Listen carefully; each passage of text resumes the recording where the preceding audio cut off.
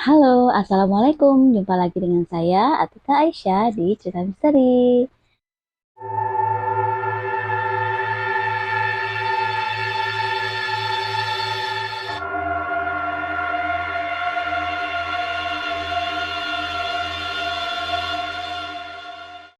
Di cerita kali ini kembali saya akan membahas satu buah kisah misteri yang berjudul Teror Penunggu Mobil.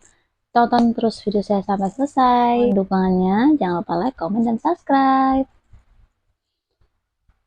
Kisah ini diawali oleh sepasang suami istri. Si suami ini kebetulan habis dapat bonus ya guys dari perusahaannya karena dia memperoleh target. Dan si suami ini ingin sekali memberikan hadiah mobil kepada si istri yang sedang hamil muda. Kemudian keesokan harinya berangkatlah mereka berdua ini ke sebuah dealer mobil untuk membeli mobil yang mereka inginkan. Setelah memilih dan memilah, akhirnya mereka dapat satu buah mobil nih yang sesuai budget dan sesuai yang mereka inginkan, yaitu si Abu ya. Kemudian setelah selesai bertransaksi, dibawalah si Abu ini ke rumah mereka.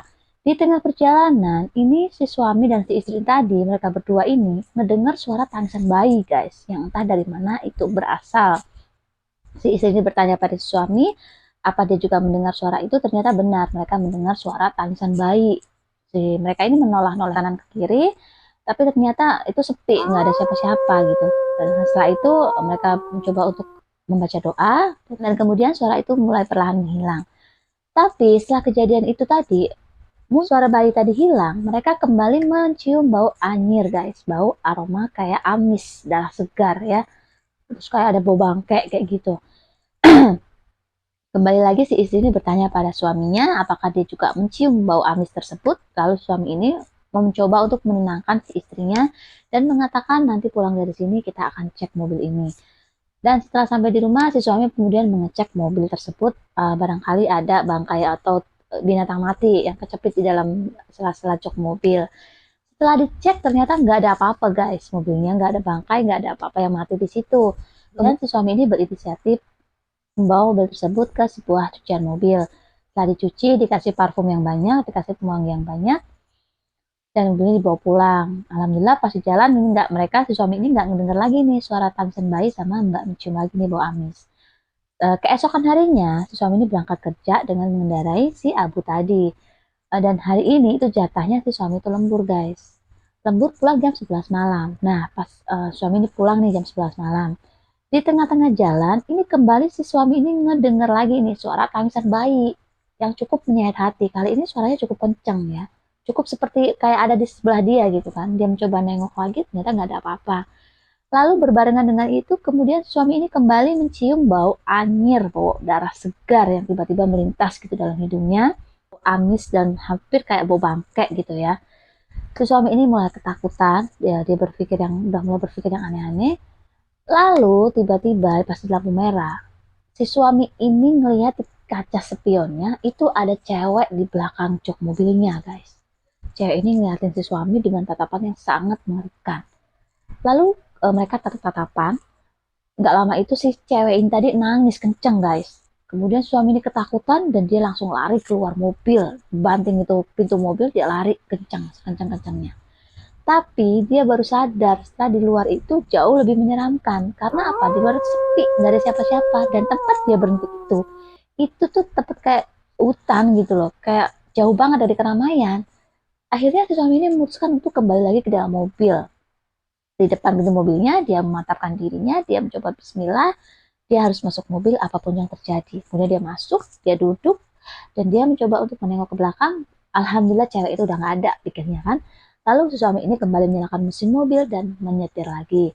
Dan suami ini merasa tuh kayak mobil ini udah dikencang gitu. Mobil ini lajunya udah kencang, dia nginjek gas udah kencang gitu kan. Tapi kenapa kok lajunya itu kok pelan banget gitu. Dia padahal udah berusaha untuk kencang supaya bisa cepat sampai rumah. Tapi nggak tahu kenapa mobil ini kok jalannya pelan. Nggak lama setelah itu suami ini kembali mendengar suara tangisan bayi yang cukup memekikkan telinga dia. Dia mulai ketakutan. Dan benar aja setelah mendengar tangisan bayi, dia mulai lagi mencium bau amis darah segar itu. Lalu dia melirik lagi ke kaca spion, ternyata ada itu cewek di situ. Sambil menangis ketakutan, dia terus bismillah dan terus menyetir mobil dengan fokus dan konsentrasi. Setelah sampai rumah, akhirnya suami ini langsung masuk ke rumah dan masuk ke dalam kamar, mengunci diri di kamar. ketika itu si istri bingung, kenapa ini suami aku gitu kan. Lalu suami cuma mengatakan bahwa aku capean deh, aku nggak pengen diganggu. Kemudian si istri ini mengecek mobil dan ternyata mobilnya itu kok diparkir di luar gerbang, bukan di dalam garasi. Tapi ya udahlah, si istri ini mikir mungkin kecapean si suami aku gitu kan. Keesokan harinya si suami ini sakit guys, demam.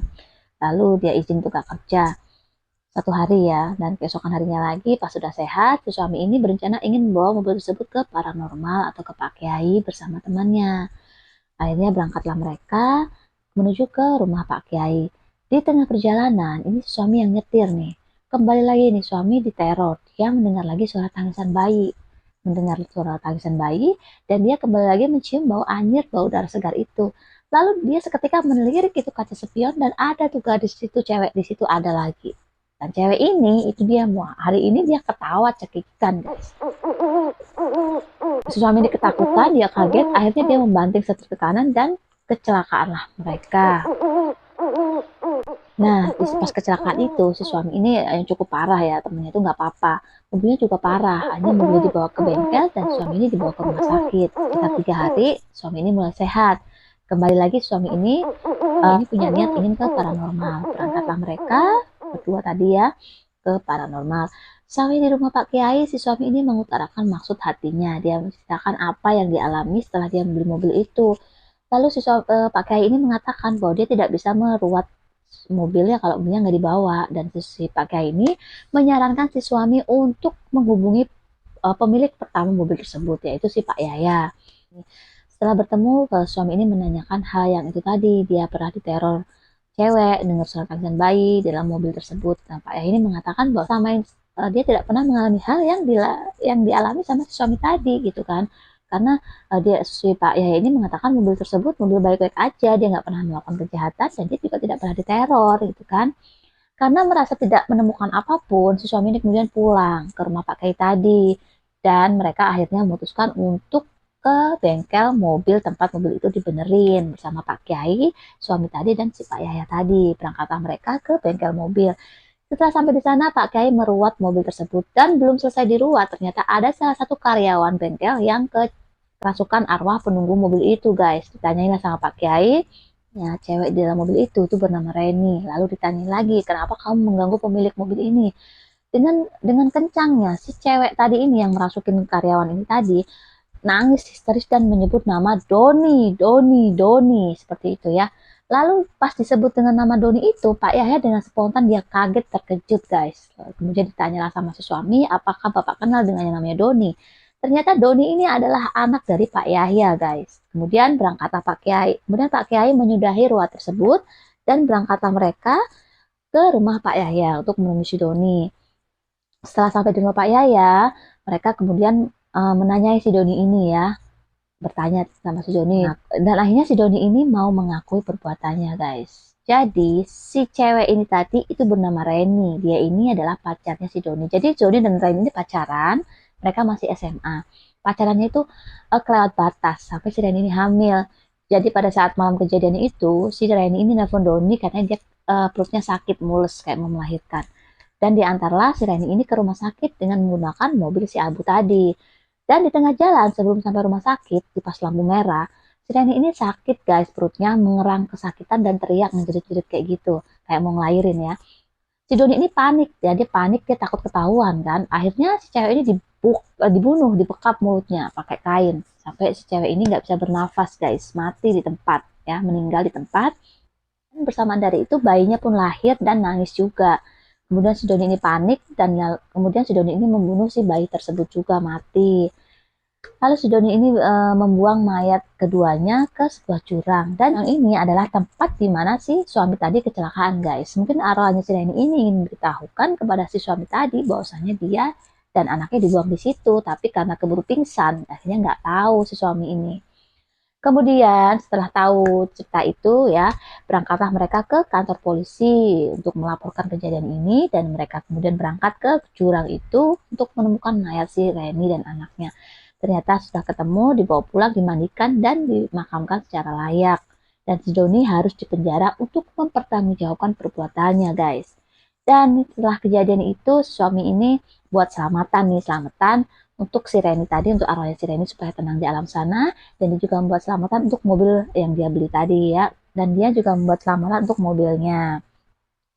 Setelah kejadian itu mereka tidak pernah lagi mengalami gangguan teror si Reni. Dan kenapa sih Pak Yahya ini nggak tahu? Karena ternyata pas kejadian itu Pak Yahya ini pergi keluar kota, jadi nggak tahu kalau anaknya ini melakukan kejahatan. Pas pulang dari keluar kota, mobil ini kemudian dijual.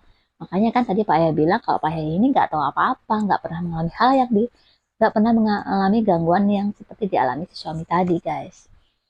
Oke, itu tadi cerita dari saya. Uh, Kurang lebihnya saya mohon maaf. Jangan lupa terus tonton video saya selanjutnya ya. Saya pamit dulu. Assalamualaikum warahmatullahi wabarakatuh. Dadah.